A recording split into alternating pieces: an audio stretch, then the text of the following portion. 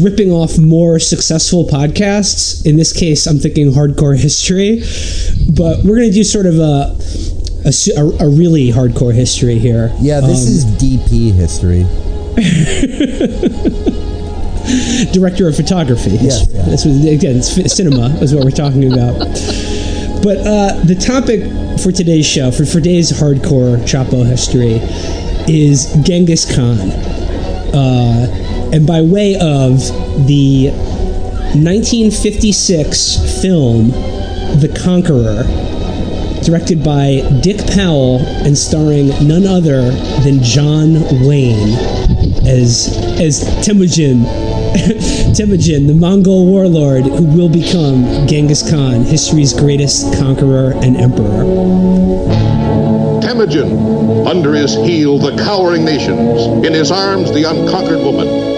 He took what he wanted when he wanted it. Borutai meets his fire with ice, matches his fury with flame. Your hatred will kindle into love.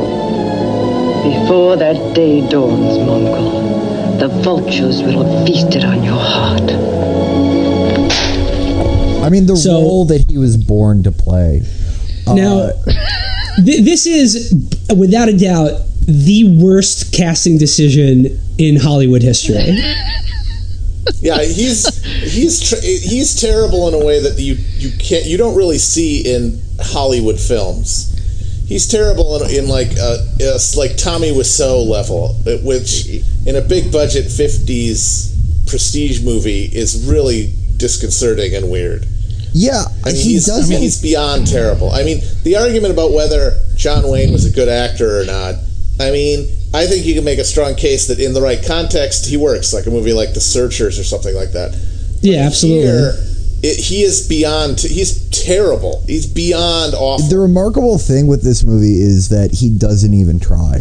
Like, he doesn't even try to imagine what Genghis Khan would have been like. It just seems like if you watch this movie and are like most people and can't pay attention for most of it, you would just think it's a cowboy movie where he's inexplicably dressed like an asshole. Absolutely. Well, what they did with this film is that they had this. It's like they knew how to do this sort of epic Western movie with John Wayne very well, where there's tons of horses and guys on tons of extras, got people falling off horses. It's shot in the desert. It's this big kind of epic scope, and you've got John Wayne himself swaggering with all his kind of being John Wayne, except they set it in the 12th century. There's a reason why John Wayne always plays the white cowboy in those movies and not John Wayne, the Native American, is good in a lot of movies. He's made a lot of classic movies, but essentially he always plays John Wayne. And in this movie, he's playing a 12th century Mongolian. That would be bad, obviously, in any context, and obviously with him in the fake Asian makeup. I don't know if they gave him squinty eyes. I don't even know if he had makeup. He just had the Fu Manchu mustache. They gave him like kind of slanty eyebrows. Yes. But what it is that they give him this like faux classical dialogue. Oh, right. My God. Is really where it all falls apart and where it becomes just brutally unwatchable. It's just watching him try to get his way through these lines. I mean, he's either really struggling or lines that he can't do. He can't speak that many words in a row.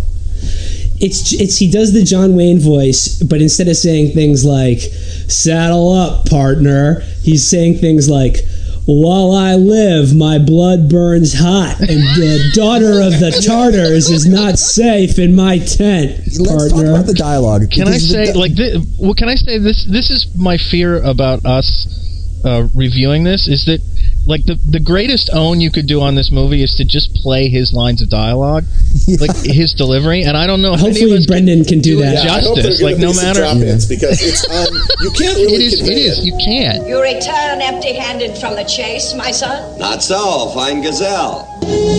On, brave suitor, would you desert your bride unkissed? I share your taste in women, Targetai, but not in blood. He's like, the best way. Now is the time for feasting and much rejoicing. My favorite thing about the dialogue is that it seems like they were half trying to write how they would think that Mongols would talk, and then the other half they were trying to reestablish characters.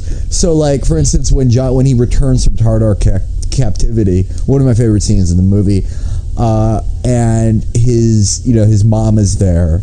His mom, who's like as old as John Wayne at this point. But, yeah, that was great. That was great. She goes, "Oh, Temujin, my son, who is born to me, you have returned to me from this awful captivity." And then John Wayne goes, "Ah, mother, who is birthed me." No, Felix, it was even better. He said, "Mother, you didn't suckle me to be captive by Tartars, but to slay them." It's so good. It's for the first scene on.